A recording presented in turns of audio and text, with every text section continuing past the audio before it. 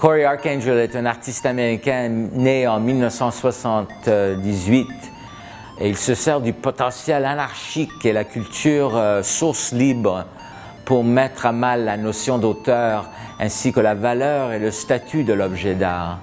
C'est un artiste qui habite Brooklyn, mais il a été formé en guitare classique au conservatoire de Oberlin en Ohio. Il est maintenant reconnu comme un des défenseurs ardents d'un art informatique, mais aux accents très pop. Corey Archangel explore à la fois les promesses et les illusions que présentent les logiciels et les gadgets électroniques et la technologie en général. La musique demeure essentielle, mais tout d'abord, il s'amuse sérieusement avec les ordinateurs. Il met hors d'état les jeux vidéo en piratant les logiciels et en rééditant les films YouTube pour en faire ressortir des nouvelles significations. Sa démarche est à la fois profane et sincère et aussi conceptuellement avertie. La modification de jeu est un thème récurrent dans le travail de Archangel, où l'expérience ludique est toujours frustrée.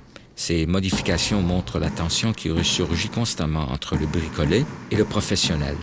Self-Playing Nintendo 64 NBA Courtside 2 de 2011 est constitué d'un périphérique de jeu Nintendo 64 modifié qui détermine les actions de l'image projetée d'un joueur de basket, dans ce cas-ci un Shaq numérique qui tire des bricks, c'est-à-dire qu'il rate constamment le panier, qu'il frappe l'anneau ou le panneau. L'installation superbement tautologique intitulée Colors 2006 présente le film policier du même titre réalisé par Dennis Hopper en 1987 à l'aide d'un logiciel spécialement conçu qui le projette une ligne horizontale de pixels à la fois.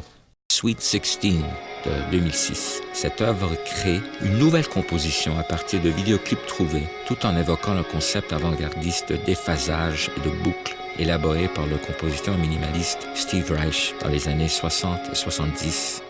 L'exposition se conclut de manière émouvante avec les données pixelisées de la mémoire électronique des Data Diaries de 2003 d'Archangel. Dans un geste habile et conceptuellement chargé, il a piégé le logiciel multimédia QuickTime pour qu'il lise les données de la mémoire vive de son propre ordinateur comme il s'agissait d'un fichier de film. Ainsi, il a visualisé 31 entrées pour le mois de janvier 2003, montrant toutes les activités quotidiennes et solitaires de son ordinateur, courriel, téléchargement, navigation, etc. Corey Archangel PowerPoints est la première exposition monographique au Canada dans un musée et elle rassemble plusieurs œuvres de toute la carrière de Corey Archangel et j'espère que vous avez tous la chance de voir cette expo intéressante, philosophique et amusante à la fois.